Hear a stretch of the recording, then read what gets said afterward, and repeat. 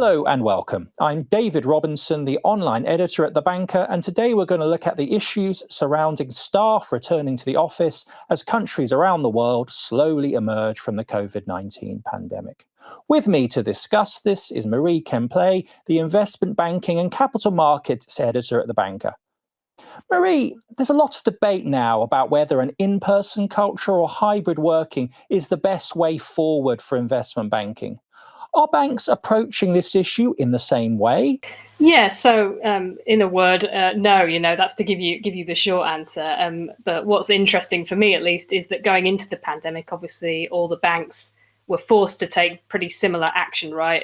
Pretty much overnight, they all had to send most, if not all of their staff to work from home, apart from, very few essential staff who needed to be in the office. But obviously coming out of the other side of the pandemic now, there are a lot more questions around, to your point, there's a lot more debate around exactly how to get staff back in the office. Do they want staff back in the office full time, or actually is hybrid, a mix of staff being in the office some of the time and working from home some of the time, the best way forward? And there do seem to be two quite distinct camps emerging on that score.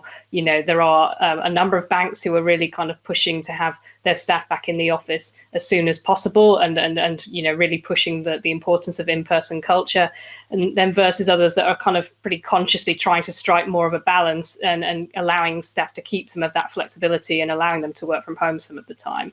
I think it's fair to say that no bank is really pushing for 100% remote working to continue. Everybody recognizes that staff need to be in the office at least some of the time going forward. And if you think about the office first camp, there are three main benefits or three main headings that the benefits of being in the office can be put under.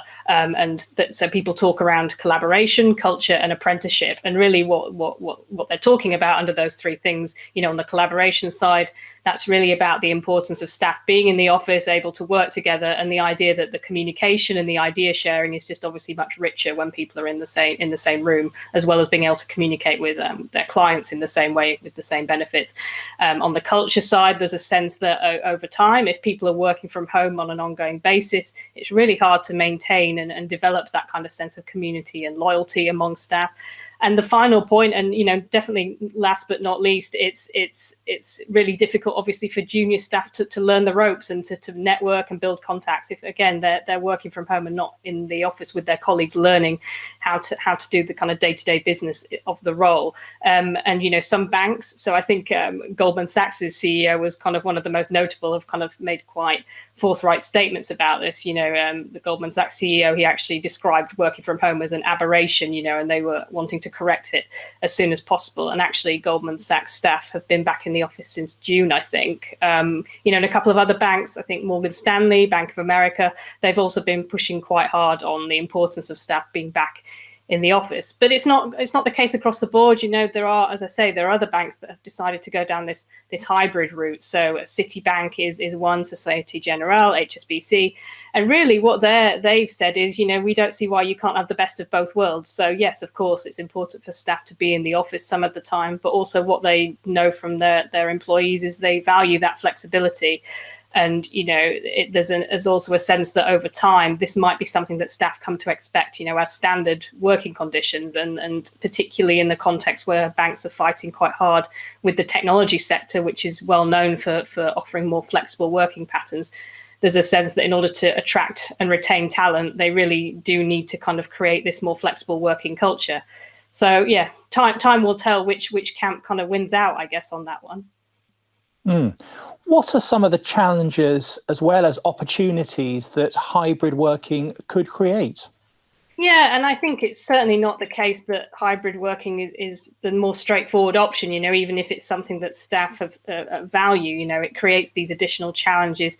One, just at a kind of technological level, obviously, the banks need to make sure they are set up to enable staff that are in the office to be able to communicate with staff that are out of the office and vice versa. But I think perhaps more importantly is the kind of cultural and human element of all that, which is, making sure that if some staff are working from home, they're not kind of excluded from meetings, or they're able to get fair airtime in meetings, they're able to speak to management. And when it comes to things like performance reviews and promotions and all that kind of stuff, that actually there's a way to make sure the contributions of staff that are perhaps not in the office as much, their contributions aren't lost or valued less, And it's going to be really challenging, I think, for management and leaders to really come up with appropriate kind of systems and cultivate a kind of culture that generates that kind of inclusivity. You know, these are not new challenges, certainly for large investment banks who obviously have operations internationally and are kind of used to some of these issues. But I think it becomes more acute if working from home a lot of the time is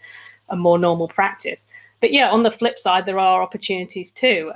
Clearly, if some of your staff, fewer members of staff are in the office on a day-to-day basis, that means you need fewer desks, you know, just to get really, really practical about it. And the banks are kind of seeing that as an opportunity potentially to reduce their office footprint and, you know, save costs there. It's funny because Jamie Dimon, and the CEO of JP Morgan, you know, he's actually been pretty vocal about how the kind of downsides of remote working. You know, I think there's a quite colourful quote of his around, you know, it doesn't allow people to hustle. You know, it's not great for people that want to get ahead in the industry. But even he, in his annual letter to his shareholders a few months ago, wrote about the fact that for every 100 members of staff going forward, they expect to only need 60 desks, you know, so that's pretty substantial reduction in their kind of office space they're expecting to have over the coming years. And I think HSBC too has been pretty explicit about the fact it's also planning to kind of really reduce its office real estate. So yeah, some challenges, but also some opportunities too as well. And Marie, what about business travel? In the past, many bankers spent much of their time on the road.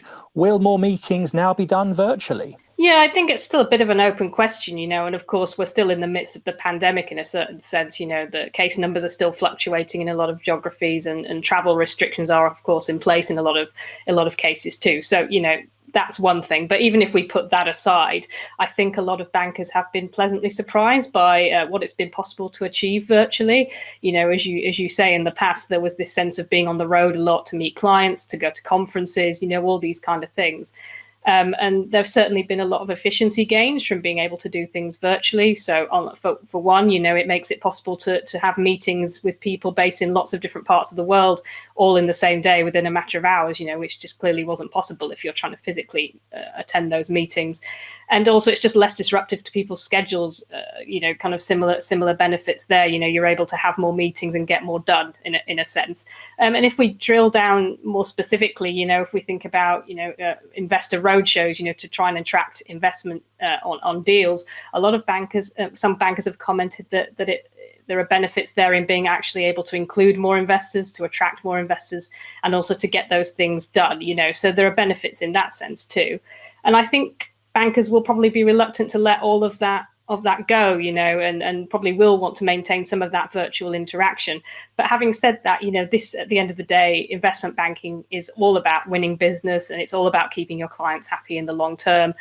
And I think all bankers are going to be keeping a pretty close eye on what their competition are doing, right? If it looks like their competitors are going out, attending a lot of meetings, whining and dining their clients, and they're kind of getting ahead, I think that, you know, the business travel habit could reemerge a lot quicker perhaps than we had anticipated. Well, Marie, thank you. I'm sure the debate about office culture and hybrid working is going to rumble on for some time to come, and it's an issue we will continue to follow closely on The Banker.